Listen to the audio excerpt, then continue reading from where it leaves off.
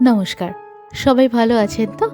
কিছুক্ষণের আরও একটি নতুন ব্লগে আপনাদের সবাইকে স্বাগত।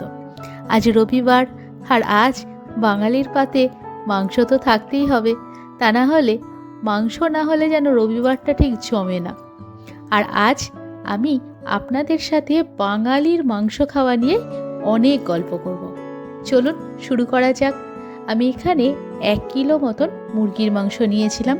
তার সাথে একটা টমেটো কুচিয়ে নিয়েছি, সাথে নিয়েছি 10 থেকে 12টা মতন কাঁচা লঙ্কা কুচিয়ে, এর সাথে নিয়েছি 7টা মাঝারি সাইজের পেঁয়াজ, আর বেশ খানিকটা আদা কুচিয়ে নিয়েছি, আর 12 থেকে 15টা মতন রসুন কোয়া।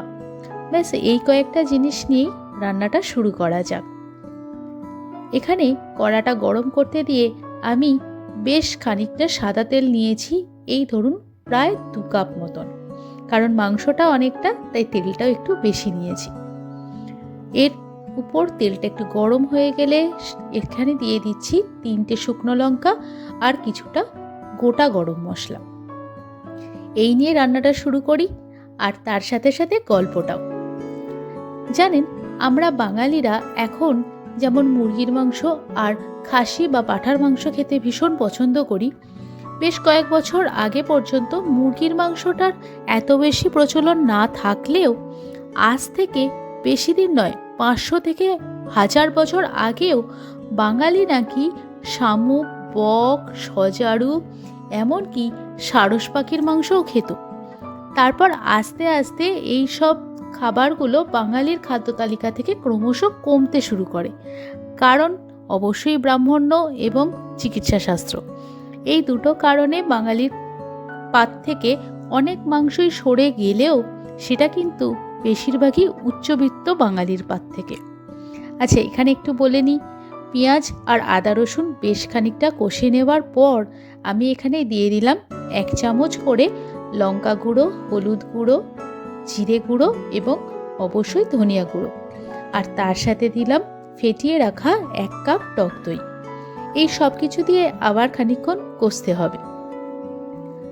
যেটা তখন বলছিলাম, আমরা বাঙালিরা যেমন অনেক রান্নার নামই শুনেছি, তবে একটা রান্না আমি বলবো যেটা কিনা ইতিহাসের পাতা থেকে আমরা পাই, সেটা হচ্ছে দারচিনি আর ধনে এবং তেজপাতা দিয়ে বুড়ো খাসির চর্বি ভাজা।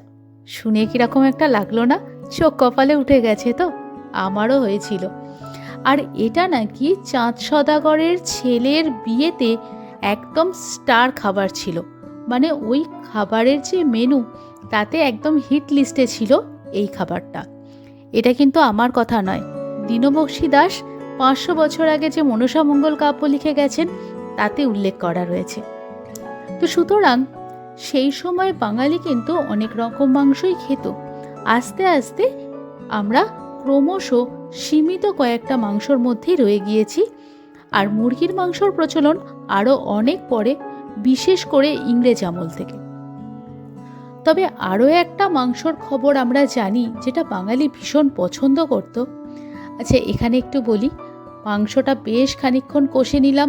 যখন মাংস থেকে মশলা, তেল সব আলাদা হয়ে গেল, সবার আর কি ঝগড়াঝাটি হয়ে গেল, তখন আমরা এখানে 1 লিটার মতন জল দিয়ে দিলাম, সাথে দিলাম কুচিয়ে রাখা টমেটো আর কুচিয়ে রাখা লঙ্কাগুলো।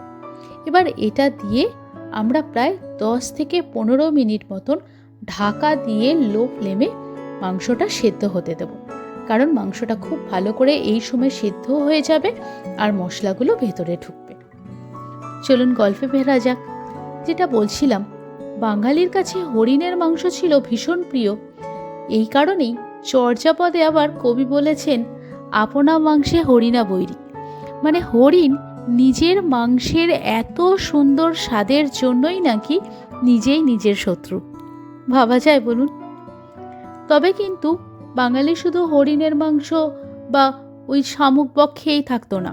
মাত্র 150 বছর আগে আবার শোনা যায় ঈশ্বরগুপ্তের গলায়, তিনি বলছেন, রসভর রসময় রসের ছাগল, তোমার কারণে আমি হয়েছি পাগল।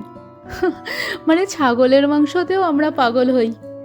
যাক, গল্প করতে করতে রান্না শেষের পর্যায়ে।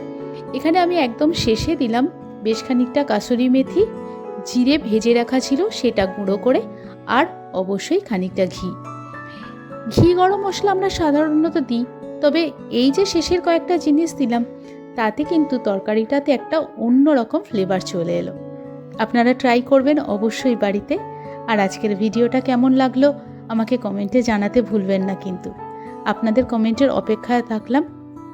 ভালো লাগলে একটা লাইক করে দেবেন আর আমার চ্যানেলটা সাবস্ক্রাইব করে পাশে থাকবেন।